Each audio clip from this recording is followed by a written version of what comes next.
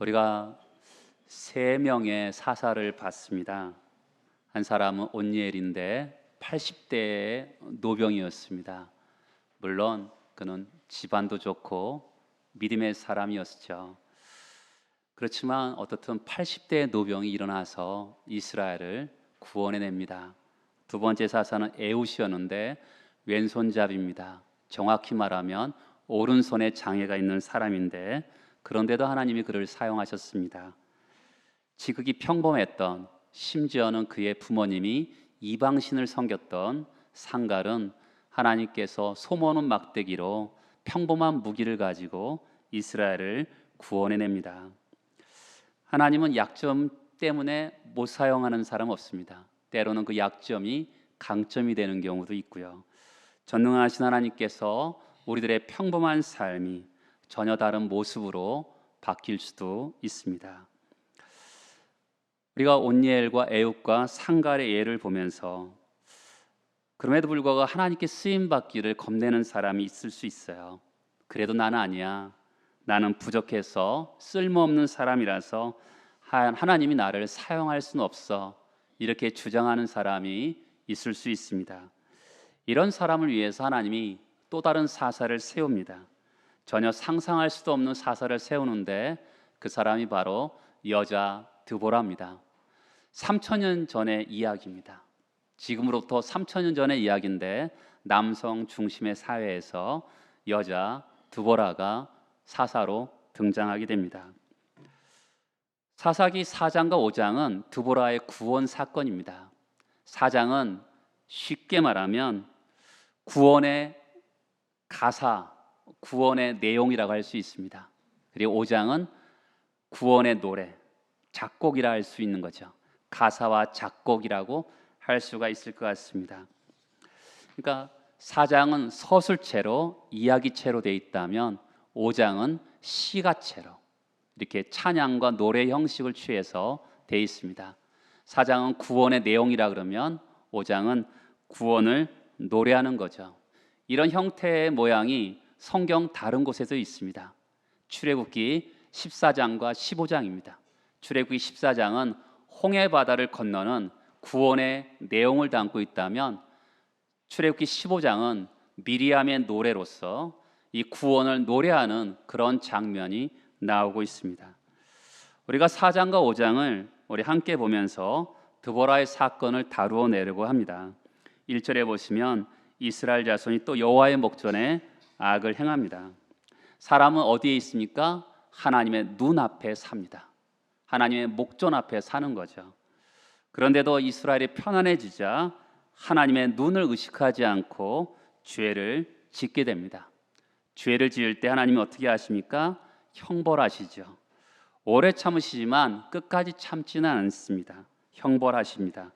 2절에 보면 여호와께서 하솔에서 통치하는 가나안 왕 야빈의 손에 그들을 파셨으니 그의 군대 장관 하롯셋 학고임에 거주하는 시스라요, 이렇게 표현합니다. 가나안에 나라가 있었나요? 없었나요? 사실은 없었어요. 가나안은 지역입니다. 국가가 아니에요.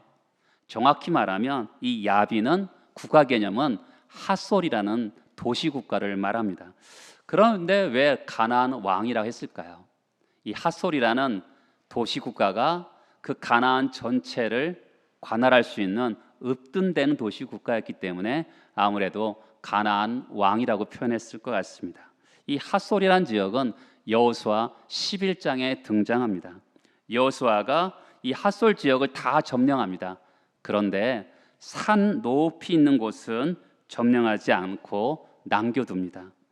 소홀히 여기고 별것도 아니라고 생각했는데 남겨진 곳에서 오랜 세월 동안 쓴뿌리가 나기 시작합니다. 우리 인생도 그렇잖아요. 옛날에는 그 별것도 아닌데 라고 생각했는데 수십 년이 지난 다음 우리의 발목을 잡을 때가 있는 것이죠.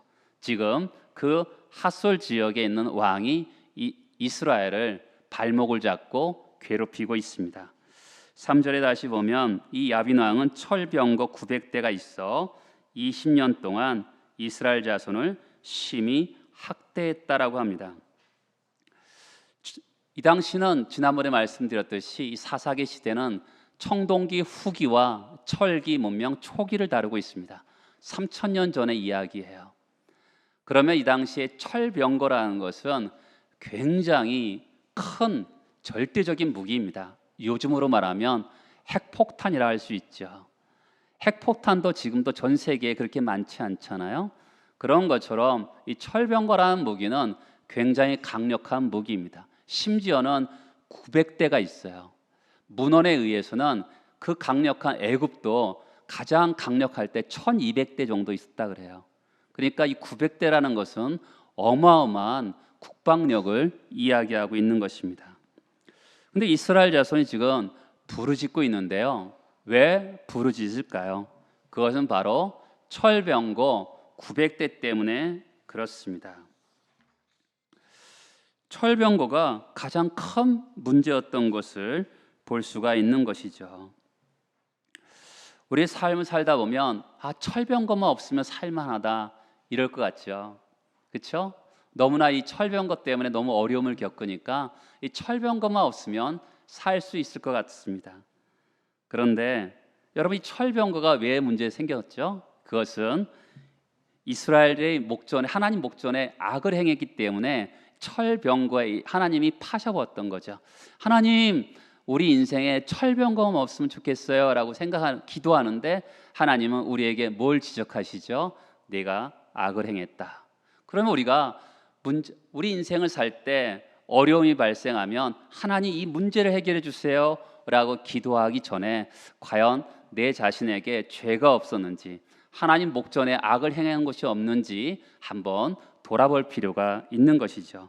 그래야지만이 이 철병거가 없어지는 거 아니겠습니까?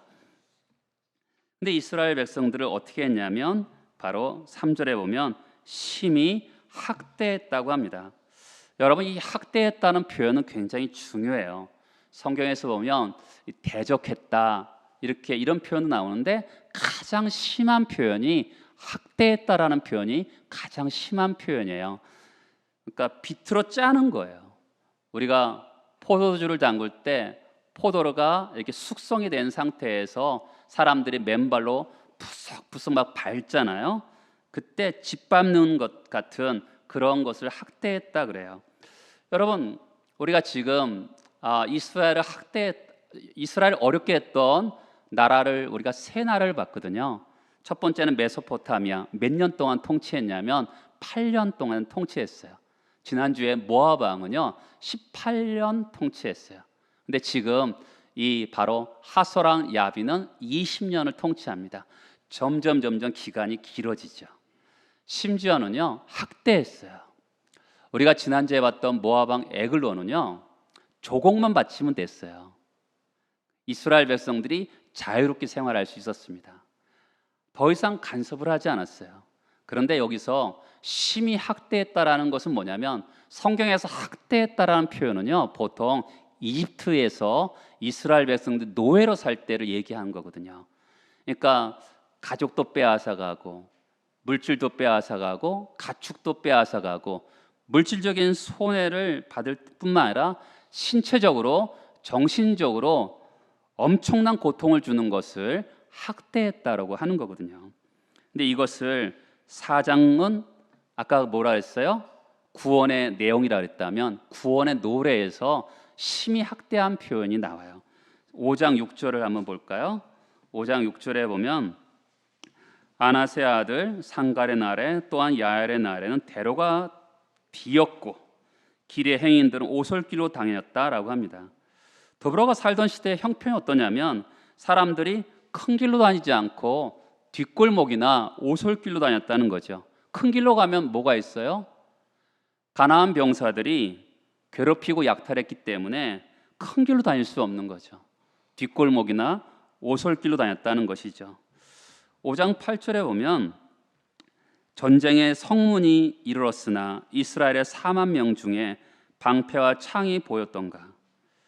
20년 동안 지금 핍박을 당하고 학대를 받고 있는데 4만 명의 민병대예요. 민병대. 요즘 말로 하면 예비군이죠.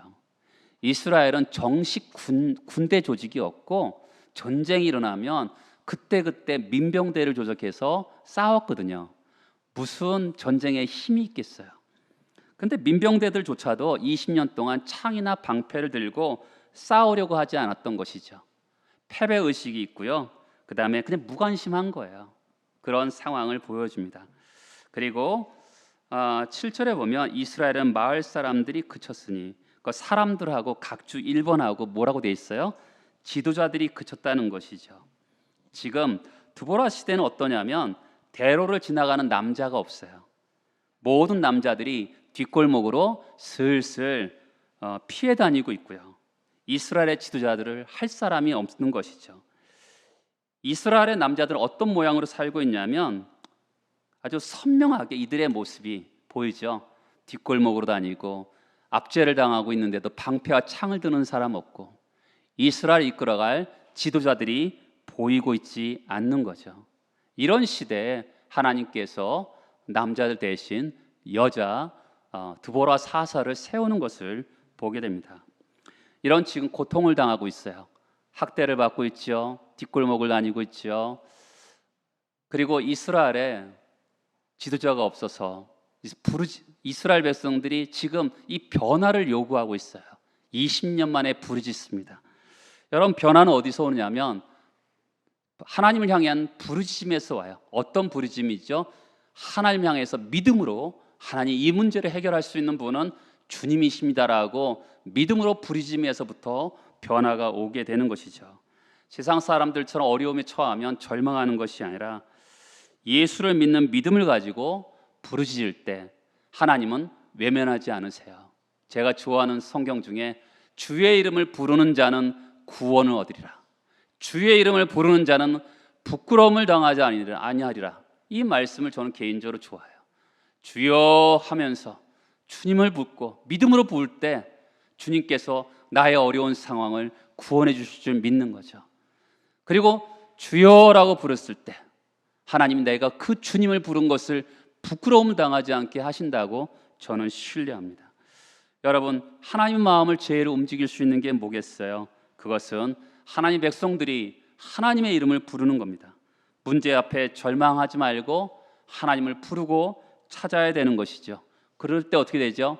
변화가 일어나는 것입니다. 3절 하반절에 이스라엘 자손이 여호와께 부르짖습니다. 부르짖자 하나님이 하시는 일이 뭐죠? 늘 하시던 것처럼 4장 4절에 보면 사사를 세우십니다. 어떤 사람을 세웁니까? 훌륭하고 잘 갖추어진 사람을 불러 쓰시는 경우도 있죠. 온니엘처럼 믿음도 좋고 용맹스럽고 집안도 좋은 온니엘을 사용하시는 경우도 있지만 에후처럼 정말 왼손잡이 오른손을 잘 쓰지 못하는 그런 사람을 쓰시기도 하고요. 하나님 또 어떤 사람을 부르시냐면 랍비돗의 아내 여선지자 드보라를 이스라엘 사사가 되게 합니다. 3,000년 전에 남성 중심의 사회였던 그 당시에 하나님이 쓰시는 사람이 누구냐면 드보라를 쓰십니다.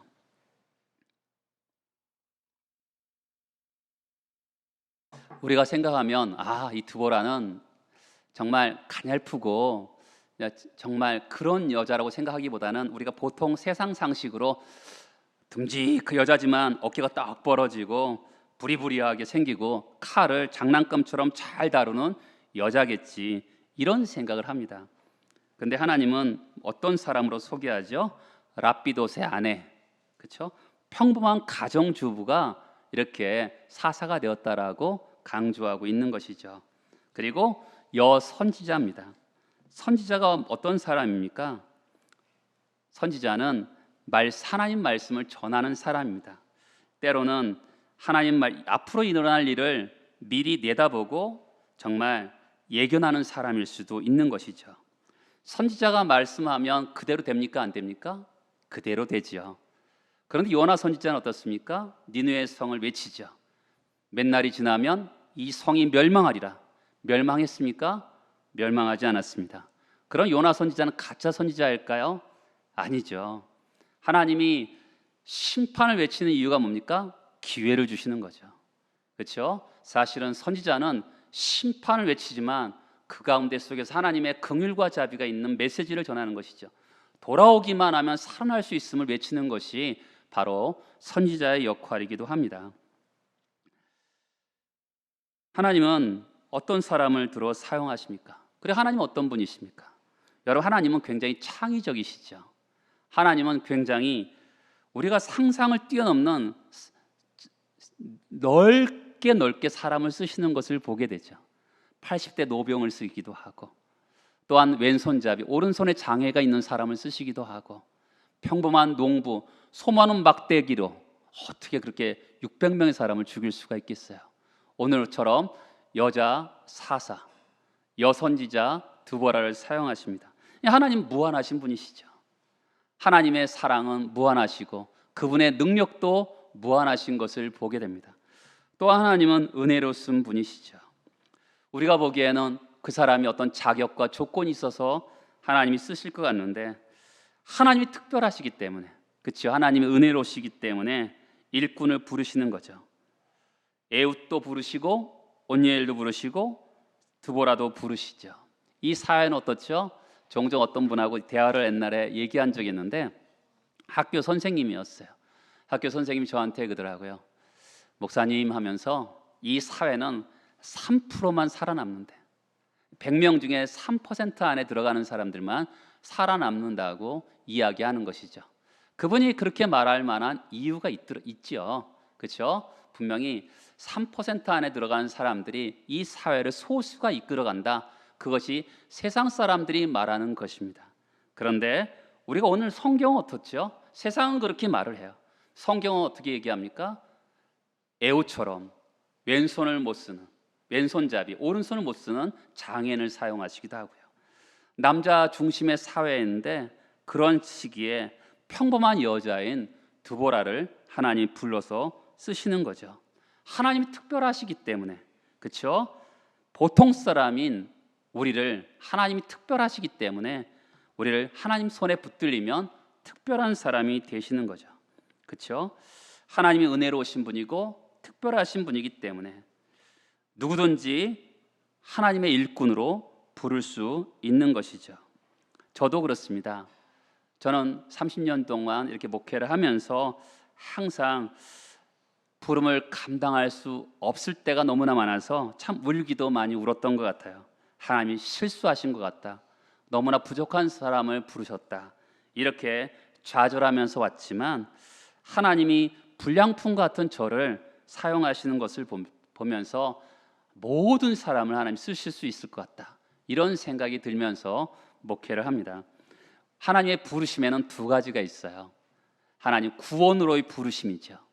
어떻게 부르십니까? 예수 그리스도의 보혈을 흘리고 피값을 주고서 우리를 하나님의 구원으로, 하나님의 자녀로 부르십니다. 그냥 부르셔서 알아서 살아라 이렇게 말씀하지 않고 두 번째 부르심인 사명으로 부르시는 거죠. 특별하신 그 하나님께서, 은혜로우신 그 하나님께서, 창의적이고 다양한 사람을 부르시는 그 하나님께서, 무한하신 그 하나님께서 모든 사람을 하나님께서 부르시는 거죠. 우리가 보기에는 조건이나 자격이나 외모를 가지고 부르시는 것 같은데 하나님은 특별하시고 은혜로우시기 때문에 우리를 부르실 때 우리는 그분 앞에서 전인격을 담아서 아멘 하면서 응답해 되는 것이죠. 목사님, 저는 있으나 없으나 별 도움이 안 되는 사람 같습니다. 여러분, 그런 사람은 없어요. 하나님이 부르실 때 영어롭게 쓰실 줄 믿고 부를 때 아멘 하면서 아낌없이 우리 자신을 드릴 수 있어야 되는 것이죠. 드보라는 여자이기 때문에, 여선지자이기 때문에 전투를 할 수는 없었어요. 그래서 하나님께서 사람을 붙여주시는데 바락이라는 군대 장관을 붙여주십니다. 군대 장관인 바락에게 4장 6절과 7절에 드보라가 이렇게 얘기하죠. 드보라가 사람을 보내어 아비노함의 아들 바락을 납달리 게데스에서 불러다가 그에게 이르되 이스라엘 하나님 여호와께 이같이 명령하지 아니하셨느냐. 여러분, 900대의 철병거를 가지고 있는 이 하소랑 야빈과 군대 장관 시스라를 향해서 전쟁할 수 있는 이유가 뭡니까? 하나님의 말씀이 들렸기 때문에 그래요. 여러분, 인생에서 어려움이 있습니까? 위기가 있습니까? 사람의 음성을 들으면 상처를 받을 때가 굉장히 많습니다. 어려움을 당할 때 사람들에게 상담하면 상처를 받을 때가 너무나 많아요. 그런데 하나님 말씀은 어떻게 해요? 우리에게 확신을 줍니다. 내가 너에게 승리하게 하리라. 이런 하나님 말씀이 들리는 것이 제일 중요해요. 인생을 살다가 어려움이 닥칩니까? 하나님의 말씀을 들으려고 하세요. 여러분, 모세가 홍해 앞에는 홍해고 뒤에는 애굽의 군대가 다가오고 있을 때 하나님의 음성을 듣습니다. 여호와께서 오늘날 너희를 위하여 행하시는 구원을 봐라. 여호와께서 너희를 위하여 싸우시리라. 하나님의 음성을 들으니까 그가 그 불가능한 상황을 이겨나가는 것을 보게 됩니다. 여러분 가운데 불가능한 상황이 접해지는 사람들이 있습니까? 그때 제일 중요한 것은 하나님 나에게 말씀하옵소서. 그래야지만 내가 불가능한 상황을 이길 수가 있사오니 주여 나에게 말씀하옵소서. 주의 음성을 듣겠나이다. 이런 자세가 필요한 것이죠. 두 번째는 어떻습니까? 6절과 7절에 보면 내가 야빈의 군대 장관 시스라와 그의 병거들과 그의 무리를 기송강으로 이끌어 내게 이르게 하고 끌고 와서 그를 내 손에 넘겨주리라. 하나님이 승리의 확신을 주시는 거죠. 그렇죠? 드보라가 900대를 가지고 있는 하소랑 야빈과 어떻게 전쟁을 합니까? 첫 번째는 하나님 말씀이 들리죠. 그렇죠? 두 번째는 승리의 확신을 주기 때문에 전쟁을 시작하는 겁니다. 그런데 바락이 어떻게 반응합니까? 8절에 보면 만일 당신이 나와 함께 가면 내가 가려니와 만일 당신이 나와 함께 가지 아니하면 나도 가지 아니하겠노라. 극화를 시키면 영국처럼 하면 이 바락이 군대 장관 바락이 드보라 치맛자락을 붙잡고 당신이 가면 나도 갈 것이고 당신이 가지 않으면 안 갈 거다 하고 치마 뒤에 숨는 것처럼 보입니다. 여러분 예전에는 그런 해석도 남자 중심의 해석을 참 많이 했어요. 그런데 드보라가 누구입니까? 드보라는 하나님의 말씀을 대언하는 선지자입니다. 선지자예요. 하나님이 함께하는 사람이에요. 출애굽기 33장에 보면 모세가 하나님이 함께 가시면 나도 가겠습니다. 이런 표현하는 거거든요. 그런 것처럼 이 드보라가 여자이기 전에 누구이냐면 하나님의 사사이고 하나님의 임재의 상징입니다. 그런 입장으로 해석하는 것이 훨씬 더 좋은 해석이지 않을까 생각합니다. 14절에 보면 이렇게 얘기하죠. 드보라가 바락에 이르되 일어나라. 이는 여호와께서 시스라를 내 손에 넘겨주신 날이라. 이렇게 얘기합니다. 여러분 하나님 말씀이 임했어요. 우리 하나님 말씀이 임했는데도 현실과 믿음 차이에 현실과 말씀 사이에 너무나 현격한 차이가 있어요. 하나님이 이스라엘에게 시스라를 손에 붙였다고 하는데 현실은 어떻습니까? 철병거 900대. 쉽게 말하면 이 시스라 군대는 한 10만 대군이 있는 거예요. 그런데 납달리와 스불론 사람들 10,000명이 다볼산에 있는 거죠. 이들은 총과 칼도 없어요. 청동기 문화였거든요, 이스라엘은. 근데 이 사람들은 철기 문화를 가지고 있기 때문에 상대가 되지 않는 거예요. 내려가서 공격하면 어떻게 해요? 몰살당할 거예요. 자살 행위죠. 그런데 드보라가 뭐라 그래요? 중요한 단어가 일어나라라는 것이죠. 여기서 중요한 것은 일어나라예요. 여러분 우리가 불가능한 현실에 부딪히면 일어서지 않습니다. 일어서세요라고 아무리 얘기해도 일어서지 않아요. 머리로 안 되는 이유만 자꾸만 생각합니다. 그럼 하나님이 일어서라 그랬는데 일어서지 않으면 하나님 어떻게 하시죠? 책망하시죠. 너 왜 그러니? 일어서라. 그러면 하나님 앞에 부르짖죠. 하나님 나는 이 현실이 이렇습니다. 너무 어렵습니다라고 하나님 앞에 기도를 토합니다. 근데 기도하다 보면 어떻게 되죠? 우리 마음에 조그만 믿음이 생겨요. 그러다 보면 하나님의 어떤 계획이 있겠지라고 생각하면서 움직이게 됩니다. 그게 일어서는 거예요. 우리 생각에는 일어서는 것이 쉬운 것 같죠? 그러나 말씀의 책망을 듣고 깨닫기 전에는 일어서게 되지 않습니다. 자꾸 인간의 가능성을 생각하게 되고 그런 거죠. 그러나 부르짖으면서 기도하다 보면 염려를 하나님께 맡기고 정말 일어서게 돼요. 그렇죠? 일어서라. 일어서는 것이 굉장히 중요해요. 그 다음에 15절에 보면 어떻습니까?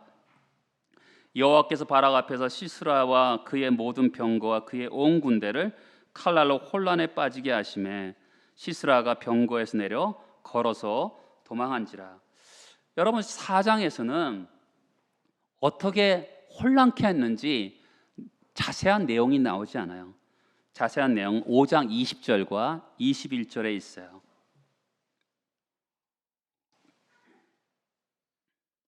별들이 하늘에서부터 싸우되 그들이 다니는 길에서 시스라와 싸웠도다. 기송강은 그 무리를 표류시켰으니 이 기송강은 옛강이라.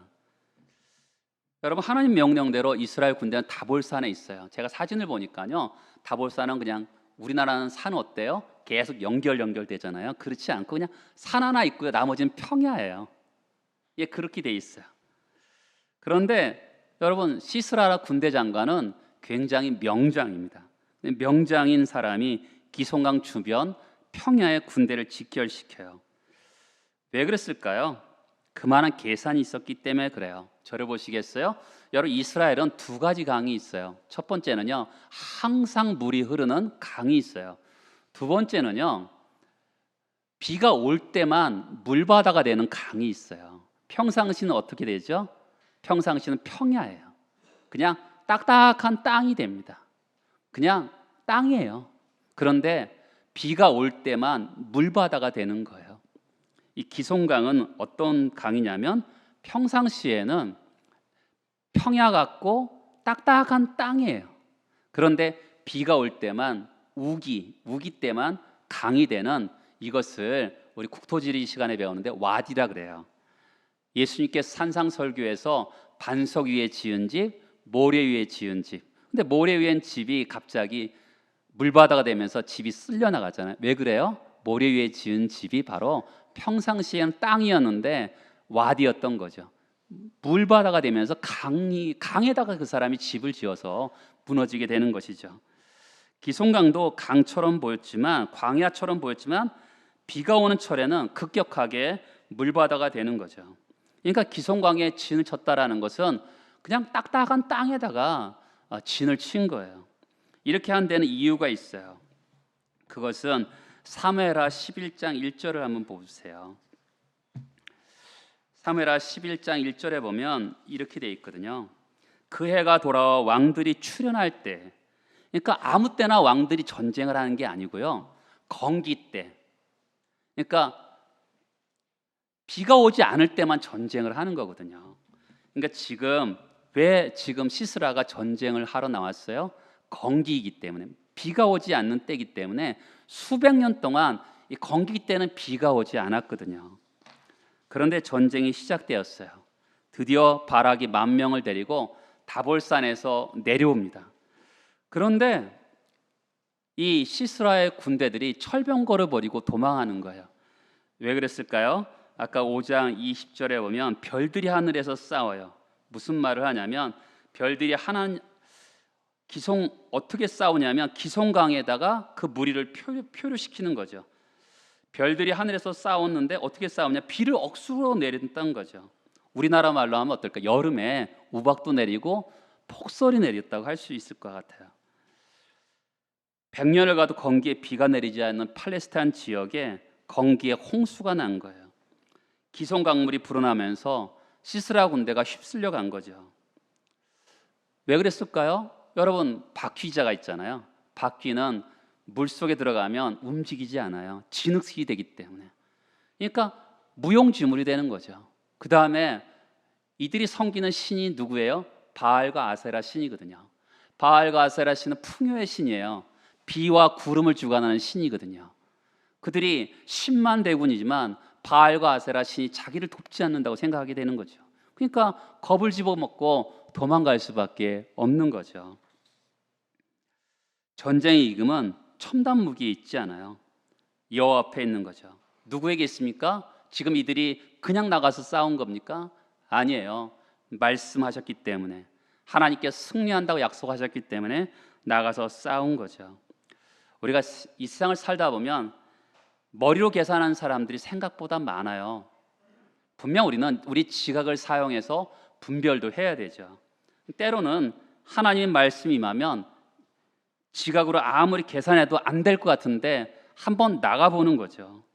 계산되지 않는 싸움이라도 하나님 말씀하시면 한번 가보는 거예요. 여러분 바라기 느꼈잖아요. 계산이 안 돼요. 10,000명과 수십 10만 명과 어떻게 싸움이 되겠어요? 믿음의 사람들의 모습을 봐보세요. 그들이 말도 안 되는 싸움할 때가 많았단 말이죠. 그런데 말씀이 말이 아니라 능력이 되는 거죠. 그것을 경험하는 거죠. 하나님이 우리에게 말씀하시면 그 말씀 앞에 순종해서 가보는 거예요. 그러면 벼랑 끝 같지만 거기에 길이 있고 거기에 또 다른 하나님의 역사가 있는 거죠. 그냥 말씀하실 때 그 말씀 앞에 한번 순복해 보는 거죠. 가장 중요한 게 남았죠. 고대 전쟁에서 완벽한 승리는 적장의 목을 갖고 오는 거거든요. 전쟁의 꽃은 바로 전쟁의 꽃은 적장의 목을 베는 겁니다. 근데 바락이 하나님 말씀 앞에 주저했기 때문에 그 영광을 야엘이라는 여인에게 줍니다. 겐 사람 헤벨의 아내 야엘이 4장 17절에 보면 이 시스라와 핫솔 왕 야빈과 평화 조약을 맺은 그런 집안이었어요. 근데 그래서 이제 그 집을 안전한 집이라 생각해서 찾아갑니다. 시스라가 찾아가죠. 근데 야엘에게 물을 달라니까 뭘 주죠? 우유를 줍니다. 약간 따뜻하게 데운 우유는 최면제 역할을 한다 그래요.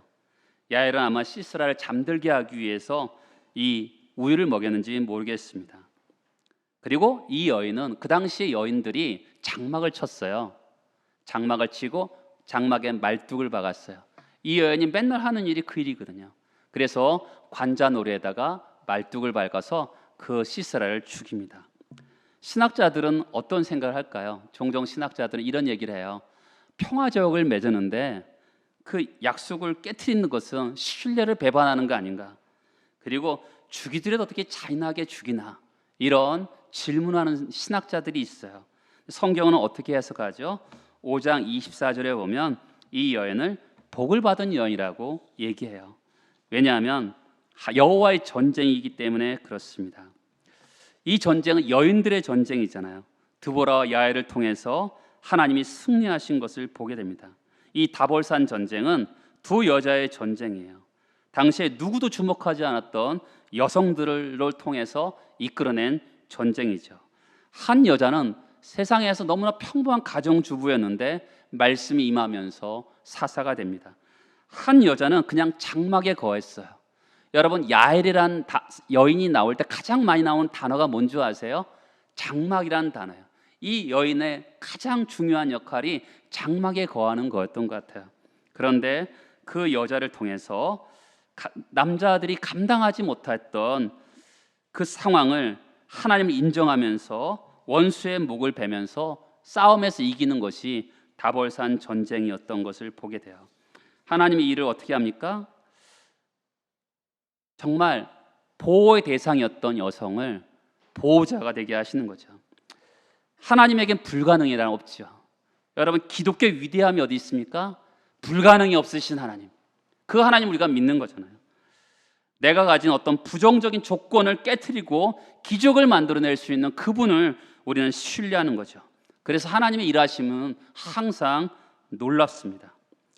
여러분 요즘에 인문학이 센세이션을 일으키죠. 인문학이라는 단어가 많죠. 인문학이 뭐예요? 인류 역사와 인간이 처한 현실에 대해서 인간의 정체성과 운명은 무엇인가라는 질문에 대해서 그 질문을 하는 것이 인문학이거든요. 이 질문을 했다는 자체가 인문학의 가치가 있는 거죠. 그런데 인간의 정체성과 인간의 운명은 어떻게 될 것인가? 그 인문학은 답을 하지 못해요. 역사가 우리에게 던져지는 질문이 뭐죠? 너는 누구인가? 너는 무엇이냐? 너는 왜 사느냐? 너는 어떻게 살 거냐? 너는 무엇을 위해 살 것인가? 이 질문 앞에 서 있는 거거든요. 여러분들은 어떻게 사시겠어요? 무엇을 위해 사시겠어요? 여러분들은 누구세요? 여러분 이 질문에 대해서 하나님 우리에게 답을 주세요. 너는 위대한 존재라고 얘기하시죠. 왜요?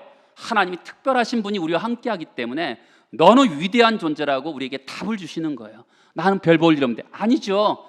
우리는 내 느낌을 믿는 것이 아니라 성경을 믿는 예수 믿는 사람들이잖아요. 성경은 우리에게 너는 위대한 존재다 이렇게 말씀하세요. 위대한 존재는 우리는 어떻게 살아가야 되죠? 여러분, 하나님이 일하시는 방법은 항상 두 가지로 하세요. 성육신과 십자가의 방법을 하시는 거죠. 성육신이라는 게 뭐예요? 그 하나님이신 그분이 역사 속으로 들어오시는 거예요. 역사 속으로 들어오셔서 우리를 구원하시는 거죠. 그냥 멀리 높고 높은 보좌에 그냥 앉아 계신 그분이 아니라 역사 속에 참여하셔서 우리를 구원하시는 게 하나님이 일하시는 방법이거든요. 그런 것처럼 너는 위대한 존재예요. 그럼 우리는 어떻게 살아가야 되죠? 우리도 성육신적인 방법으로 살아가는 것이죠. 뒤에 있는 것이 아니라 그 역사 속에 참여해서 이 땅을 바꾸어내는 것이 바로 성육신적인 삶인 것이죠. 이 삶을 살아내라고 우리에게 말씀하는 것이죠. 지금 드보라와 이 야엘은 뒷걸음질 치지 않고 역사의 현장으로 들어와서 이 땅을 구원해내는 거잖아요. 그게 바로 성육신적인 삶인 것이죠. 예수는 또한 십자가를 통해서 역사하시잖아요. 여러분, 예수가 그렇게 죽으시면서 우리를 구원하신다는 게 이해가 돼요? 사실 이해가 되지 않습니다. 어떻게 그렇게 잔인한 방법으로 아들을 죽이시면까지 우리를 구원하실까? 사실은 이해가 되지 않아요. 그런데 그 십자가의 방법으로 우리가 삶을 살아내면 하나님께서 정말 모든 것을 살아나게 하시는 것을 우리가 보게 되잖아요. 우리가 죽고 우리를 부인할 때 수많은 사람들을 살아나게 하시는 것이 십자가의 삶인 거죠. 하나님은 일하시는 방법은 사실 두 가지로 하시죠. 성육신과 십자가를 통해서 이 땅을 살려내시는 거거든요. 하나님은 어떠세요? 하나님은 연약한 자를 통해서 살려내시는 거죠. 내 인생에 하나님 일하시기를 원하세요? 그러면 나는 연약합니다라고 외쳐야 돼요. 하나님, 너는 부족합니다. 나를 사용해 주세요. 그러면 그 하나님이 우리를 붙들어서 하나님이 이 땅에 성육신적인 삶을 살게 하시는 거죠. 그러면서 어떻게 하죠? 위대한 생애가 되게 하는 것이죠. 명예로운 생애가 되게 하시는 거죠. 왜요? 하나님이 바로 하나님의 방법이기 때문에 그렇죠. 연약한 사람들, 이 역사 현장 속에서 들어가면서 그들을 살려내는 그런 사람으로 이 땅에 우리를 살기를 원하시는 거죠. 그런 인생을 살아내는 우리 모두가 되길 소망합니다. 같이 일어나서 기도하시겠습니다.